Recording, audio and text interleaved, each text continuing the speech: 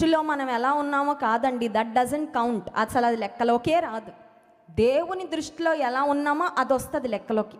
ఇంకొక మాట కూడా చెప్తాను, మన దృష్టిలో మనం ఎలా ఉన్నామో లెక్కలోకి రాదు, మనుషుల దృష్టిలో మనం ఎలా ఉన్నామో కూడా లెక్కలోకి రాదు. దేవుని దృష్టిలో మనం ఎలా ఉన్నామో అది వస్తుంది లెక్కలోకి. What counts is how we are in the sight of God. What we are in the sight of God. దేవా, నీ దృష్టిలో ఎలా ఉన్నానా అది చెప్పయ్యా నాకు. నీ దృష్టిలో నేను సరిగ్గా బ్రతికే కృప నాకు ఇవ్వు. నీ దృష్టిలో నేను నిజమైన భక్తి చేయాలి. నీ దృష్టిలో నేను యథార్థంగా ఉండాలి. ఒకవేళ మనుషులు తృణీకరించినా పర్వాలేదు, ఒకవేళ మనుషులు నీకు అసలు భక్తి లేదు అన్నా పర్వాలేదు, వాళ్ళకి అలా అనిపించినా, ఒకవేళ మనుషులు వెర్రివారు అన్నా పర్వాలేదు, నీ దృష్టిలో నేను యథార్థంగా నమ్మకంగా దైవికమైన జ్ఞానంతో సాగితే నాకు అది చాలు. తామే నీతిమంతులమని తలంచుకుంటూ దేవుని చేత తృణీకరించబడిన పరిసయుడు గూర్చి యేసుక్రీస్తు ప్రభువారు ఉపమానంలో చెప్పి, do not think that you are justified.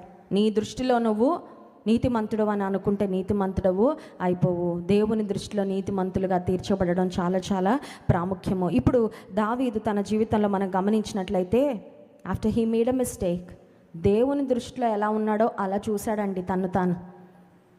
నా దృష్టిలో అయితే నేను చేసింది పెద్ద తప్పు కాదు, నా దృష్టిలో అయితే నేను తలంచిన తలంపు పెద్ద అజ్ఞానపు తలంపు కాదు.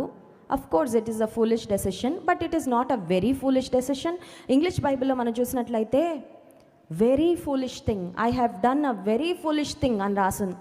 మన గురించి మనం అంతలా చెప్పుకుంటామండి, అంతలాగా మనల్ని మనం చూసుకోవడానికి ఇష్టపడతామా? ఇంత అవివేకపు పని, ఇంత తెలివి తక్కువ పని నేను చేశాను అని మనం రియలైజ్ అవుతామా? దావీదు రియలైజ్ అయ్యాడు, ఇంత అవివేకపు పని నేను ఎంతో అవివేకినయ్యాను అని దావీదు గుర్తించిన తరువాత ఇప్పుడు దేవుని సన్నిధిలో దావీదు మనవి చేసుకుంటున్నాడు. 10వ వచనం 2 సమూయేలు గ్రంథం 24వ అధ్యాయము.